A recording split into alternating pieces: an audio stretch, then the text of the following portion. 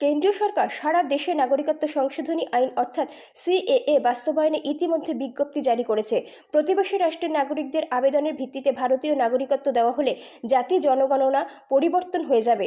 তখন চাকুরির ডিজিপি সহ সবকিছুতে নিজেদের ভাগ বসাবে তারা, যা ত্রিপুরাবাসী কোনোভাবে মেনে নেবে না।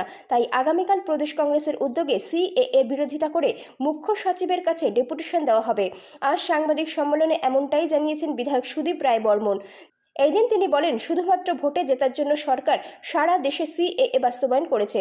কেন্দ্রীয় সরকার বিজ্ঞপ্তিতে জানিয়েছে, আসাম, মেঘালয়, ত্রিপুরা এবং মিজোরামের এডিসি এলাকায় সিএএ লাগু হবে না, কিন্তু ত্রিপুরা এসডিসির বাইরে নয়। এই দিন তিনি ত্রিপুরামাথার প্রাক্তন সুপ্রিমো প্রদ্যুৎ কিশোর দেববর্মাকে এক হাত নিয়েছিলেন।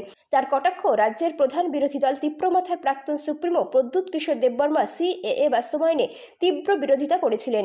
তৎকালীন সময়ে তিনি দাবি করেছিলেন, উত্তর পূর্ব রাজ্যগুলিতে সিএএ বাস্তবায়ন হলে সমস্যা আরও বাড়িয়ে তুলবে। কিন্তু আজ সামাজিক মাধ্যমে মানুষকে বোকা বানানোর জন্য সিএএ নিয়ে পোস্ট করেছেন তিনি। এই দিন তিনি বলেন, সিএএ আইনে প্রতিবেশী রাষ্ট্রের নাগরিকদের ভারতীয় নাগরিকত্ব দেওয়া হলে জাতি জনগণনা পরিবর্তন হয়ে যাবে। ত্রিপুরায় লক্ষ লক্ষ মানুষকে যখন ভারতীয় নাগরিকত্ব দেওয়া হবে, তখন গণতন্ত্র পরিবর্তন হয়ে যাবে। আগত নাগরিকদের তখন চাকুরি, ডিজিপি সহ সবকিছুতে নিজেদের ভাগ বসাবে, যা ত্রিপুরাবাসী কোনোভাবে মেনে নেবে না। কারণ রাজ্যের বিভিন্ন গ্রামে কাজ, খাদ্য, পানীয় জল, বিদ্যুৎ, সেচ, পরিকাঠামোগত উন্নয়নে ভুগছে। তারপরও সরকার প্রতিবেশী রাষ্ট্রের নাগরিকদের ভারতীয় নাগরিকত্ব দিতে যাচ্ছে। নতুনভাবে যখন সেন্সাস হবে, টোটাল ডেমোগ্রাফিটা চেঞ্জ হয়ে যাবে, জাতি জনগণনা চেঞ্জ হয়ে যাবে। আমাদের রাজ্যে এই মুহূর্তে 31% এসটি রিজার্ভেশন আওতার মধ্যে রয়েছে।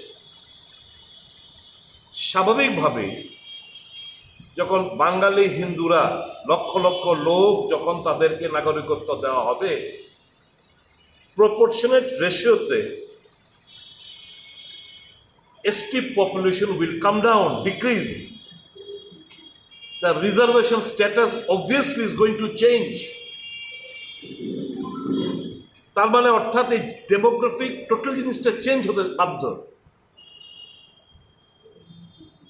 এগুলো কি একবারও যা এই সমস্ত রাজনৈতিক দল, যারা দল বলবো না, ব্যক্তি বিশেষ যারা বিজেপির দালালি করে বেড়াচ্ছে, তারা কি বেমালুম ভুলে গেলেন তিপ্রাসা জনগোষ্ঠী, তাদের আর্তনাদ, তাদের চিন্তার কথা, তাদের ওয়ান লাস্ট ফাইটের কথা, নো কম্প্রোমাইজের কথা, পয়লা জাতি উলা পার্টির কথা, কনস্টিটিউশন সলিউশনের কথা?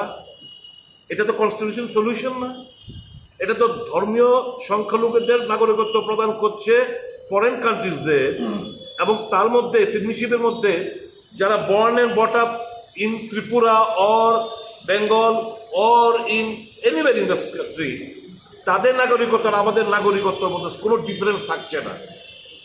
অর্থাৎ এই সমস্ত লোকরা যারা বাংলাদেশি কিংবা পাকিস্তানি কিংবা আফগানিস্তান থেকে সেটেল হবে ত্রিপুরা সহ অন্যান্য জায়গায়, they will enjoy the same right and privileges as is done by the son of the soil. তারা জিডিপি, গ্রস ডোমেস্টিক প্রোডাক্টের উপর তাদের ভাগ বসাবে, তাদের চাকরিতে ভাগ বসাবে, তারা রাজনৈতিক এরিনাতে ভাগ বসাবে। এটা কি কেউ মেনে নেবে নাকি?